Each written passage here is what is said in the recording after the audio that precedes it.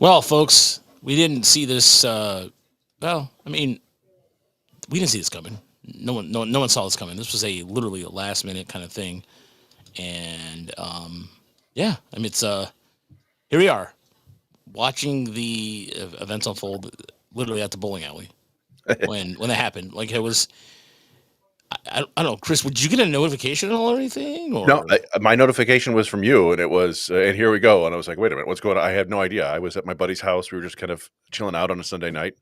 Um, yeah, I mean, obviously, this could have happened at any time over the last 2 months. We were speculating that probably another week, just because that would be after the Futures game and the first week back in Erie. But I guess they wanted there's no reason to wait much longer. There was never really reason to wait, but maybe they just want them to get there and get used to being with their new teammates. They know a lot of them already, but getting playing with those guys for a series on the road just to get a feel for it before they head home. So yeah, it's super exciting, right? This is like what Tigers fans have been calling for forever. Every time we post a highlight, it's like, why are these guys still here? And so now the fans can start complaining about why they're not in Toledo. yeah? And that's exactly what's going to happen. It's going to be one of those things where everybody's going to just go, and there's a lot of the like, what's the rush? And you're right. What is the rush? I mean, if the Tigers right now have one of the best records in baseball, I don't understand the the eager. I mean, everybody's eager, and I get it, but there's no real rush to this. Yeah, I mean it. Yes, because these guys are almost certainly not going to come up and help the Tigers this year. But people want to see these prospects keep moving up and getting closer because they get excited about them coming to the big leagues one day. And it's always we've seen this with all the good players over the last couple of years. Torkelson, get him up. Green, get him up. Keith, bring him up. Parker Meadows, bring him up. All these guys, and they've all the big leagues is a different animal, and they struggle. And sometimes people get frustrated with how long it takes, but you just got to give it time with all these guys. And the organization is doing what they think is best for these kids. They're getting, they're all 20. They're all still 20, right? Like there's, they would be what, sophomores in college, uh, heading into their draft year next year. So it's they're well ahead of schedule right now, and people want them to see them come up as soon as possible. But this is fine, and this is exciting. I think everybody should be paying attention to this for the rest of the year because high A to double A is still a big leap. It's still challenging, particularly for catchers, as we've talked about before. And if they want to continue catching Briceno, then it may be pretty tough for him. But yeah, it's exciting. It's exciting to see these talented hitters with a new challenge. Yeah, you were going over the numbers of them here. We'll talk Yeah, about them in a second, but it's a matter of too. It's you look at what West Michigan has able to accomplish this year in terms of getting themselves in the postseason. But the inherent risk right now too. The things weren't getting that series with Great Lakes was very chippy. I mean, yes, it was very. And I know that the two managers are not fans of each other in Great Lakes and in West Michigan. So the more that in West Michigan, there something could happen. I mean, something can happen in Erie too. Don't get me wrong, but at the same time, you look at Kevin. I'm gonna let you do Kevin McGonigle's numbers in a second. McGonigal's numbers here in a second. They even Max Clark in his multi-hit games the last 2 weeks or so, he's been elevating his game a little bit. And the Tigers now also still have to make up they still have some decisions to make on what they're going to do with Toledo and Erie, as far as like who gets called up, who gets sent down, because right now Toledo's still pitching shorthanded, and so is Erie. So I think what I'm looking forward to is what's going to happen on the pitching side of things right now, because they are the draft's going to help them, but it's just a matter of now of who's going to complement these guys on a pitching side of things too. That's exciting to me too, at least. yeah. I mean, they've been scrambling, like you said. They've been scrambling to find people to fill innings for them. And the people they've largely done it with outstanding bullpen. I think you mentioned a number of times that Erie has the best bullpen in the Eastern League by a pretty good margin. And they've just added a couple more interesting arms in the form of Tanner Colehep and who else did they get up there? Uh, Madison. Madison's yeah, up there and now then too. I think Trevor Michael's back Oh, is there, he? right? Yeah, I think so. So, and you've got Jordan Marks, and you've got Josue Sanchez and RJ Pettit. Like they have a really strong, talented bullpen. But yeah, they need some more starting pitching. I think I don't. Jaden Ham is injured. Jake Miller is injured. Joseph Montalvo's injured. That's 3/5 of their starting rotation to begin the year. Troy Melton's up in Toledo doing a pretty damn good job, by the way. Um, so yeah, I mean, it's Garrett Burhan is the only guy left from that original starting five. Carlos Pena has done a really nice job filling in, and they've used Austin Bergner, the old veteran, but they are going to need some more arms up there at some point. And I do think we will see. There's going to be some more promotions later on, right? This is the one that like these are your top priority prospects, and it's time to move them, and you make room for them. And there will be in a couple weeks or a month or two, or whatever, after the draft, there will be unfortunately that time when some players in the organization just get released, and then there will be room, and we'll see other guys move up, and it could be Andrew Sears, it could be John Peck, it could be Isaac Pacheco, it could be Burhan going to Toledo. There could be all sorts of movement, but they will need to shore up that starting pitching staff by the time the playoffs come around for sure. Yeah, and Lakeland, and what helps is Lakeland's been having some really good pitching too from the likes of Gabriel Reyes, Lucas Elliott, Elsiot. They have had a couple other guys that stepped up, and that's going to help out West Michigan. And for those who are in West Michigan who's going to continue to root for this team, they're still going to be great. I mean, it's a very solid team. You got Isaac Pacheco, who's having a really good year, who's been putting up some really good numbers, batting 275, 401, 495, and his ISO is 220, and he's at WRC plus a 153. Yeah. Jack Penny's coming back from rehab, I believe. Yeah, he's been down in Lakeland rehabbing. He should be Yeah. back soon. We mentioned John Peck. John Peck is top 5 in hitting in terms of hits in the Midwest League. He's been on a tear for the last 6 weeks. Peyton Graham has really turned around his career this year. He's been playing solidly. At some point, we think they're going to get Brett Callahan back. Not really sure when. And we think there's going to be a couple players coming up from Lakeland to backfill the players that are moving up. So it's still a fun team. I mentioned Andrew Sears. He's a really fun starting pitcher to watch.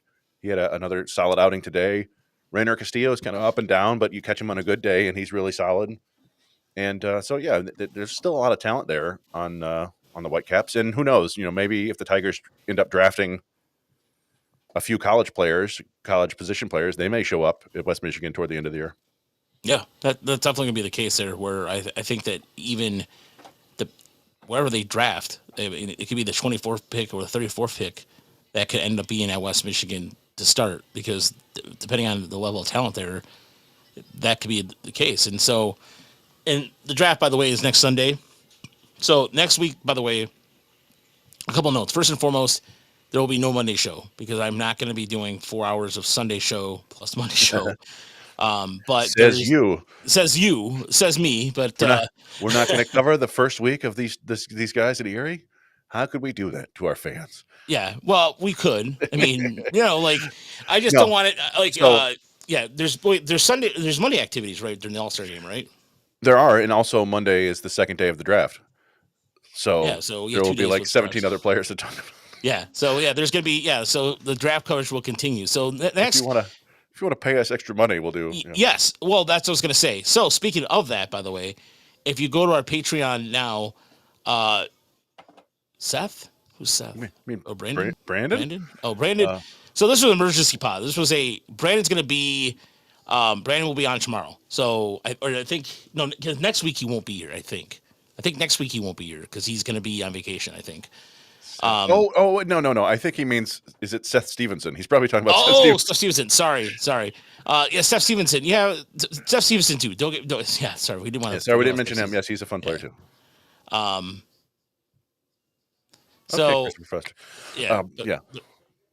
Anyway, whatever that being said, what I was trying to say is that so next week, or another really quick announcement too, is that if you're on our VIP tier of our Patreon, we're going to be doing like bonus podcast episodes for that. So it's called Brown and Castillo because Brown, B before C and all that, and it's just going to be the two of us doing some extra bonus content stuff. So we'll be having a ton of draft coverage. So next week we'll be live from 7 and all 3 rounds next week, and then we'll be doing some stuff on Monday as well.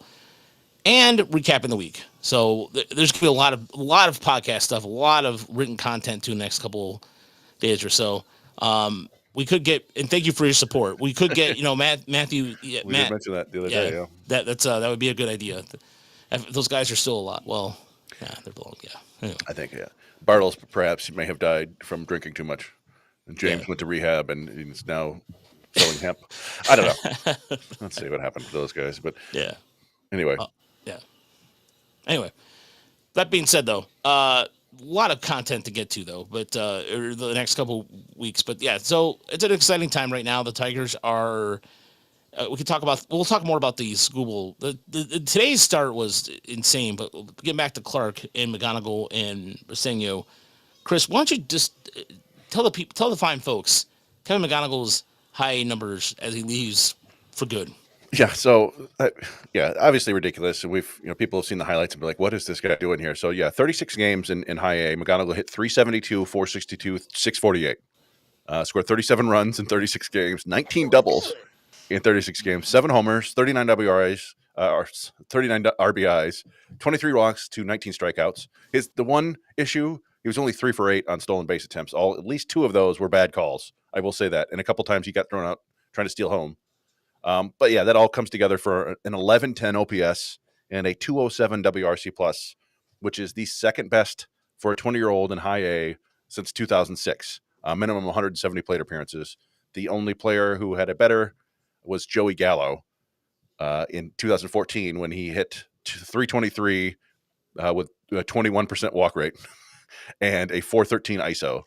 So, and Joey Gallo and Kevin McGonigle are not very similar players. McGonigle probably will never sniff a 20% strikeout rate, let alone 30 or 35. But we're talking about one of the best performances in high A ever, at least in the last 20 years. That's impressive. It's just a matter of, even with Max Clark's numbers, 284, 429, slugging at 424 clip, OPS of 854. He had a 150 WRC plus, and just a matter of in terms of like walk rate, he was walking at a 19% clip with a strikeout rate of 16%. And Josue Briceno, ISO 313. No, nice. 313. So he had a 313 ISO, 292, 421. And if you're looking at the home run totals, 15 home runs. Led the league led the league in home runs, slugging percentage, OPS, and WRC plus. While he was second in RBIs and second in on base percentage to Max Clark. And by the way, he missed time because of injury too. Yes, he missed. So Briceno played 55 games, McGonigle 36, Clark 68, and that was one of the things we talked about when we talked to Scott Harris back in the day. Was he talked about how Max Clark plays every day. He's like, he never gets hurt and he's always playing, and that's certainly a valuable trait too. In addition to being a very good hitter who gets on base constantly. So, yeah, I mean, one of these players would be one of the more exciting prospects to come through the system in a long time, and getting all 3 of them to move up at the same time is, it's very much a fork, knife, and spoon situation. So, setting the table. Is this table who's setting the table up for, like, so we're thinking about like the big 3 before of Spencer Torkelson, Riley Green, and Dylan Dingler, who all got called up at the same time. That was the first. Would that be considered the first big 3, quote unquote? I think so. I'm trying to think. I think Casey Mize, Tarek Skubal, and Isak Paredes all came up at the same time. Am I mistaken about that? That sounds about right. When they went to Erie, you mean? No. Oh no, I meant to the big league. Sorry. Okay, yeah. Well, so Riley Green was already at Erie when Torkelson and Dingler moved up, and then Torkelson, Green, and Kreidler all moved up to AAA at the same time. Oh, okay, all right. And Kreidler was really good. Yeah. if people remember. Josh says you were correct on that. But yeah, it's we haven't seen anything like this really. I guess the Green Torkelson stuff was sort of like this for sure when they all moved up to Toledo. But this is the most fun since then. That's for sure. I said this on Twitter, and I'll say it, X or whatever, and I said, and I'm gonna repeat what I said almost verbatim. And I think that's something that to be, you know, it's worth mentioning because, let's see here. You're looking through your tweets for it. No, I found it. I found it. It was just somebody, like somebody. Sorry, it was just like somebody who tweeted. A certain person tweeted. Was making some comments. I was just like got caught up in there. My ADHD. I was like, what? Okay. So we've done this now for a while. We've done this for a decade, Chris. We've done this for was my Scooble Manning at the same time? That sound. I don't think Manning was part of that. I think Manning came up the next year. I don't think Manning was, because those guys came up in 2021. I feel like Manning was 22. Or they came up in 2020? I think they came up in 2020, didn't they? Yeah, Mize and Scooble came up in 2020. I think Manning was 2021. I'm looking now. Okay. By the way, for those 2021. If you're interested in getting your Max Clark gear or your gear taken care of through Erie, and maybe get possibly a Moon Mammoth jersey. So right now, the Seawolves have there's something going on there right now. So if you want to pre-order your stuff already, go to the Seawolves store. We put the link in our chat. They already have Max Clark shirts, caps, what I'm wearing right now. So plugging the Seawolves because they're always good to us. So shout out to Erie on that, and definitely put the links. But they're starting to get some pre-orders for it. So yeah. Definitely, they got the Max Clark shirts already. So you want to get that? He's going to be wearing number 13, in case you're curious. Oh. Yeah, they got the promoting it. So just want to give them. You serious, Clark? You serious, Clark? Yeah, we're serious. They have. So sorry about a little bit of the scattered. No, it's all good. And I don't know if they want this out there or whatever, but the Moon Mammoth thing has been absolutely huge for Erie. Like they've sold so much merchandise, like more in 2 days than they did all of last year. I think they said. It's just been awesome all around, and so that's a really cool thing. And now you've got these 3 super exciting prospects there. It's going to be a fun summer on the northern shores of Pennsylvania. On the base, on the what is it? What's that aisle called? The I don't know. Prestige Isle, whatever the Isles of Erie, because there's they're on an island of some sort. I'm really bad. As much as I've been there, I don't know the term for it. But it's also a lot of people. Fun fact: they go. People from Pittsburgh. Here we go. Prestige Isle. Prestige Isle. Thank you. Presqua. I don't know how they pronounce it, but Presque. Anybody get called up to Toledo? We have heard some things, but we've heard don't know if they're official yet. Yeah.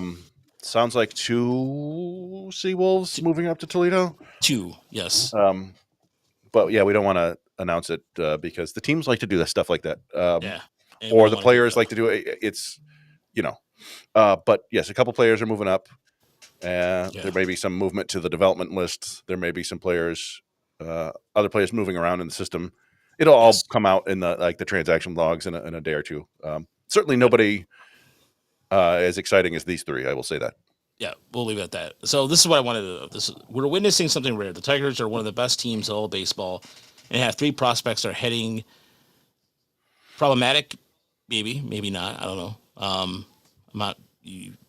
Yeah, we'll just leave it at that. We're witnessing something rare. The Tigers are one of the best teams in all of baseball. I have 3 prospects in AA who have a strong pedigree, and the team has 7 or 8 homegrown prospects who are not just first or second round draft picks contributing.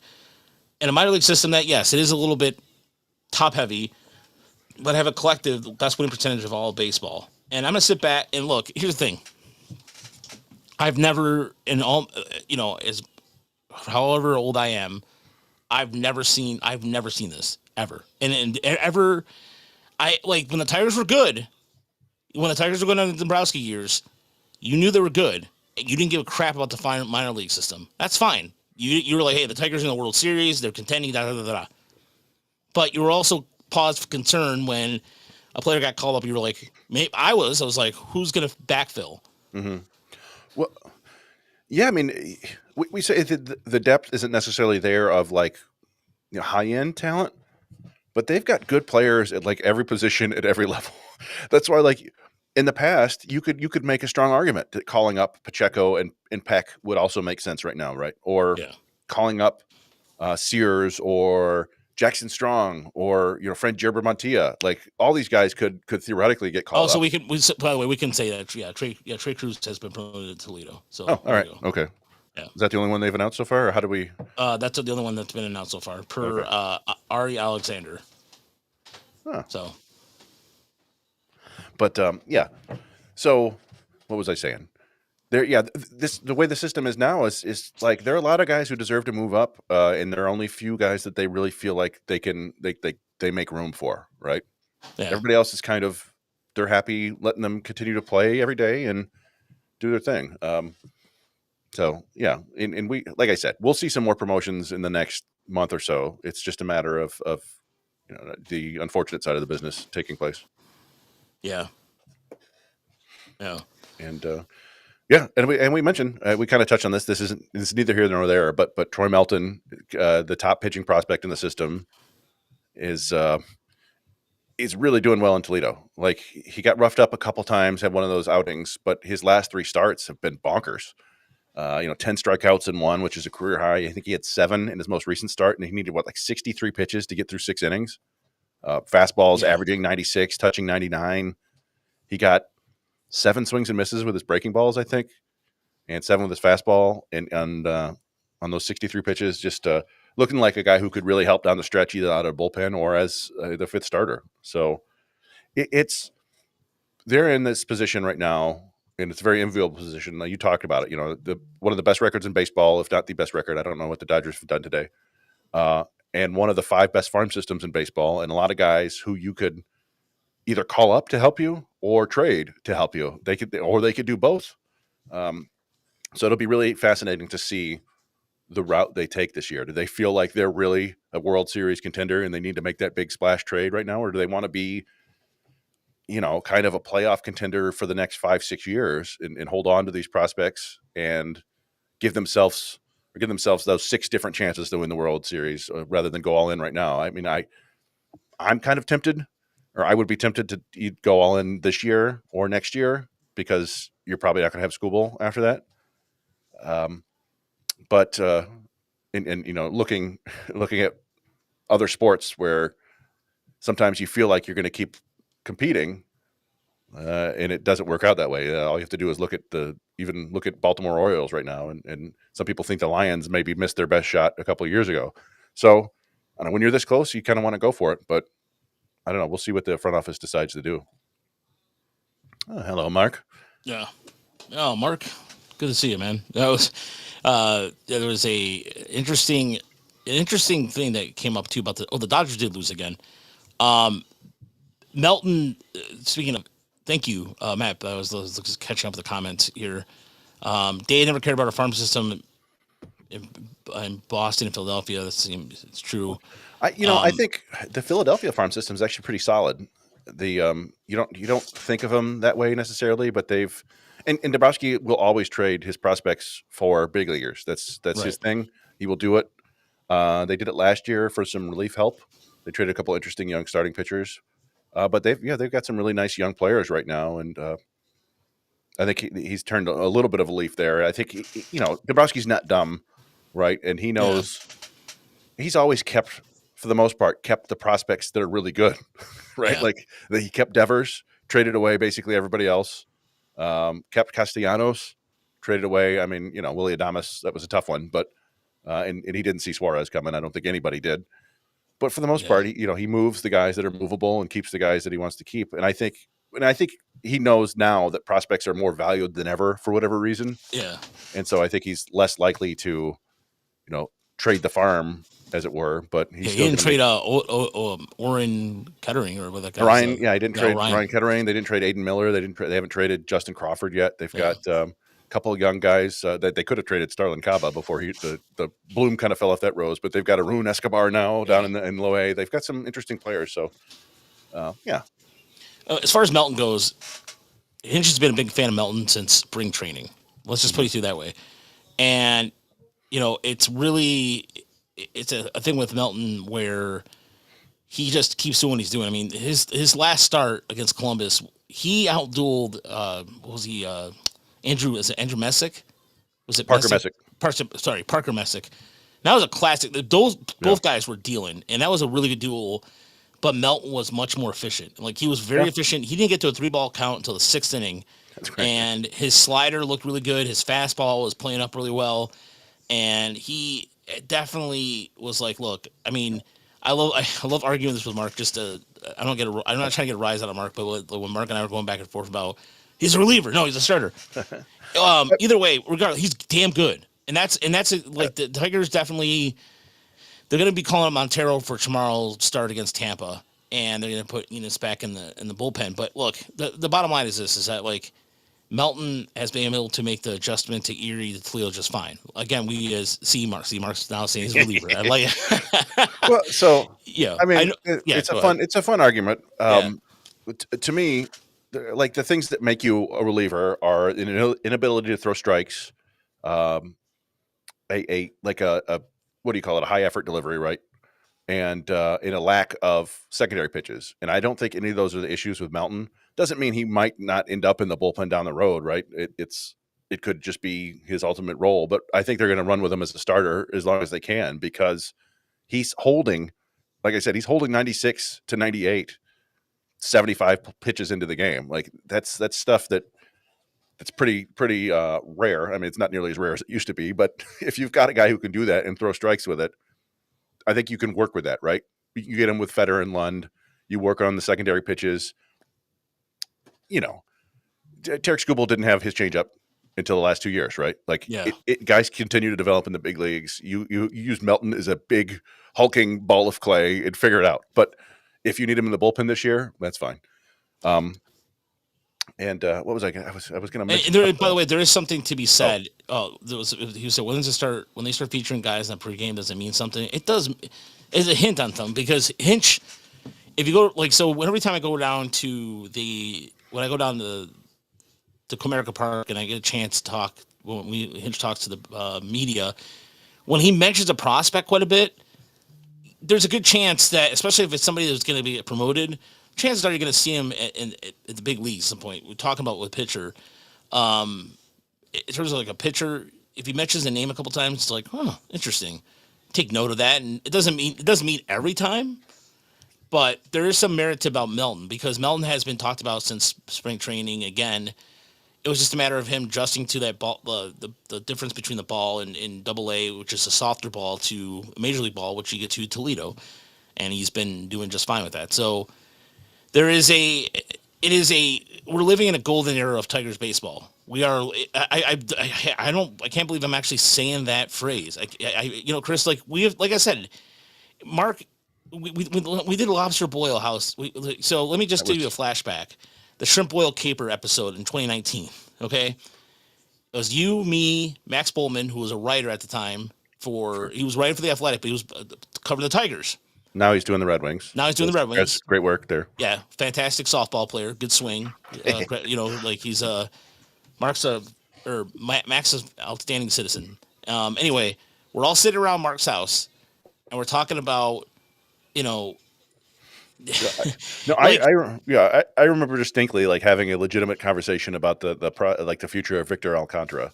yeah, yeah. That's what we had. Was basically the reliever they got from the Angels for Cameron Maben. Is that who they got him for? Like I don't even remember. Yeah, Um, and then the upside of what was it? Didn't we also talk about? We talked about a couple pitchers too. yeah, I'm sure we talked about Mize and Manning at that Yeah. point. But I think that was at the point where Skubal was still just kind of like an interesting, like that's an interesting name, a later round pick who had a really nice debut in the low minors, but we, didn't think a ton of him at the time. Kean was like Kean from he was Yeah, really high on him at first too. yeah. But yeah, I mean, that's how long ago it was. And I was talking to my buddy today. When I when I could only make it 6 weeks into the Locked On Tigers podcast before I just gave up. Um, that was the 2019 season, and that was very hard to stay interested in the Tigers. So we remember the hard times because they built us, and now it's the good times, and we should revel in this. I think our buddy Jake Bowes had a tweet a couple days ago that I retweeted where he said, "These are the good days. We should cherish this," or something like that. It was, and that's what I felt about when they traded Verlander and when Cabrera kind of went downhill. It was like, man, I appreciated those guys when they were in their prime, but not enough.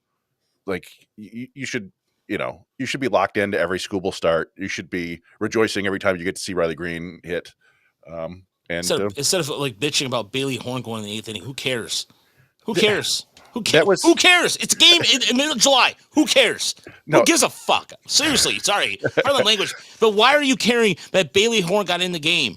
Who cares? This is not Jim Leland's 2012 lineup. Shut up.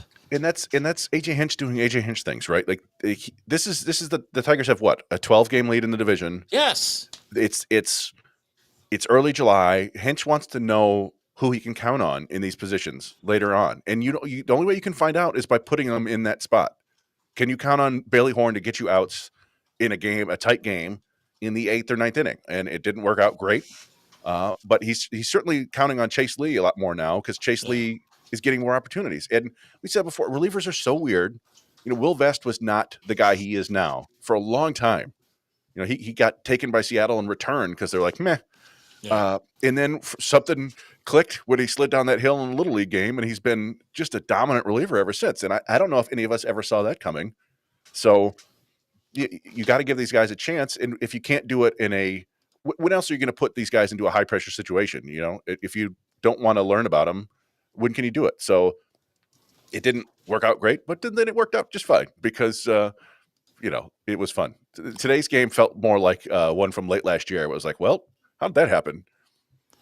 Yeah, I like what he says here. Bailey Horn until 97. He's trying to win Vest, and Kane was not available. You're right. And Will Vest was, and Mark said, Will Vest was once Bailey Horn. Yeah, what was the consequences of losing today's game? They already won the series. Yeah, they won the series. Yeah. The Cleveland's not coming back to, it was put a layer of dirt on them. Matt's quoting you here. Well, you don't have to. I mean, you can find whenever relievers became a thing. I think the first person who saw that was like, "Man, these guys aren't good. Why are these guys good sometimes and awful the next?" But in any event, yeah. So I bet Bailey Horn will get a couple more chances. They've always liked his arm. You can tell they picked him up twice. They grabbed him twice. That means they like what they see there and they think they can work with it. And if it doesn't work out, they'll pass on him, right? Like John Brebbia got a bunch of chances and they were like, meh, not so much. So Matt Gage, Matt Gage. We'll see PJ Poulin at some point, maybe.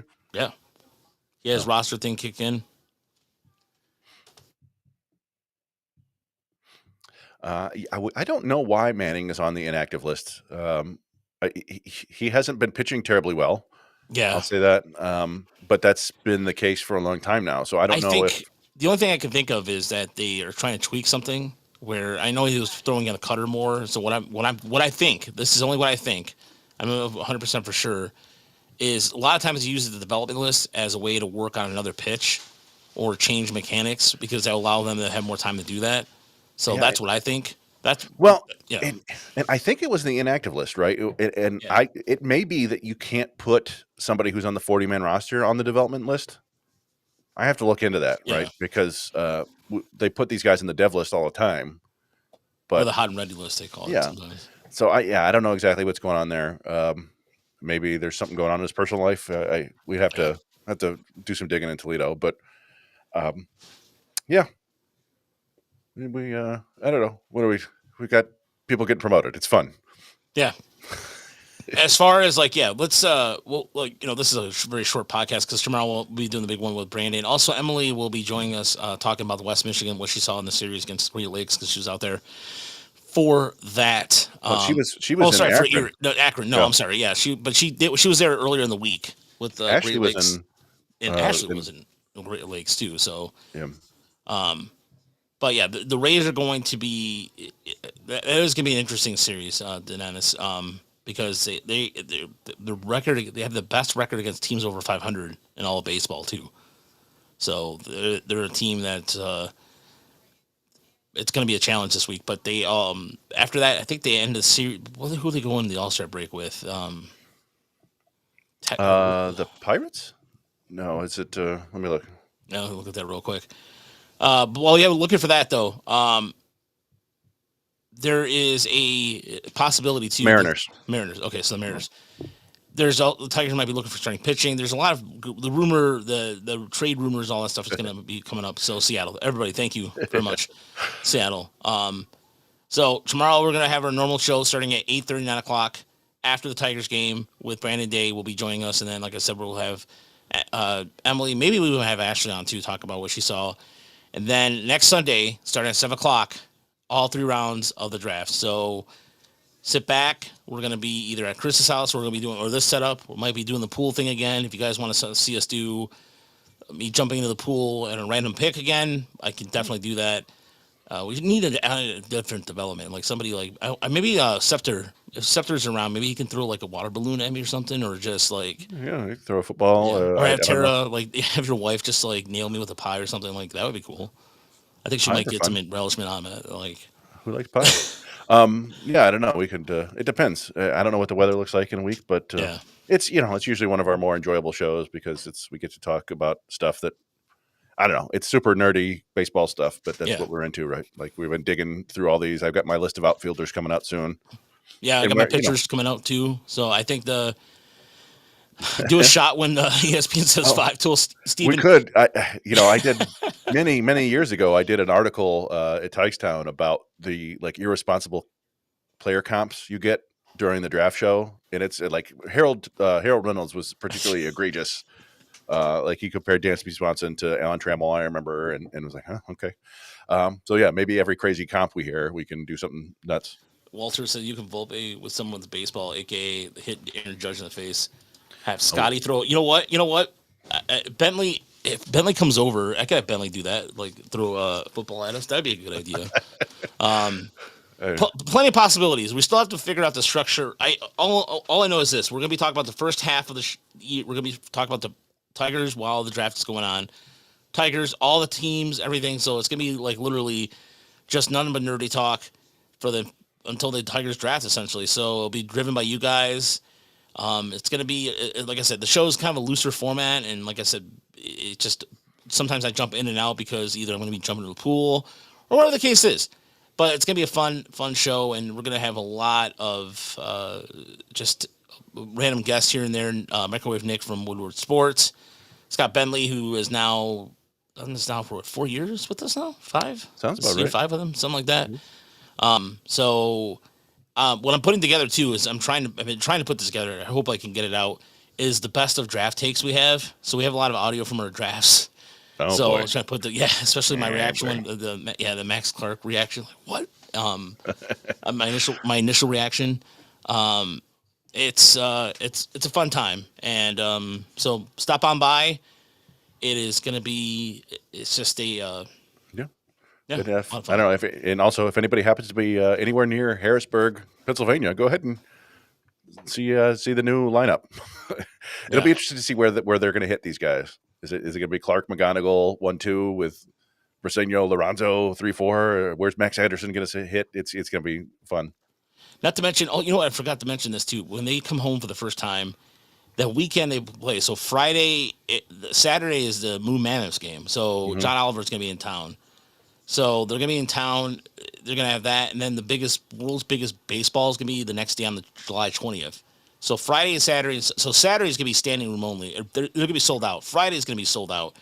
It's going to be mayhem in Erie right now. And I say that in a way. And so if you want to get your tickets, I would highly suggest going to get them now for Friday's game or Sunday's game for that matter. Saturday is a good chance of being sold out or is sold out already. So it's Greg Gagne is not going to be there. He's going to be doing the Tigers game. So Sam and I believe they're going to have somebody else helping him out. So be ready. Saturday is already sold out. Thank you, Sarah. Anderson could be trade bait. Yes, there's a lot. I, We'll talk about that more tomorrow. You know yeah, what? There's gonna be a lot to be said. We'll have Brandon on tomorrow. There's a reason why that. Huh? What's up? I was gonna say there's more than one reason why they've been playing him at third base, right? Yes. So, But for anybody who was listening to, or like I said, this is going to be on our Brown and Castillo VIP Patreon feed. So on the audio side of things. So thank you so much for watching us. Thank you for listening. And we'll be back tomorrow.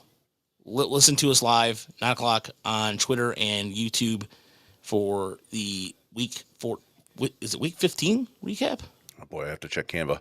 Yeah. It's been a while. Yeah. Let's see. It is.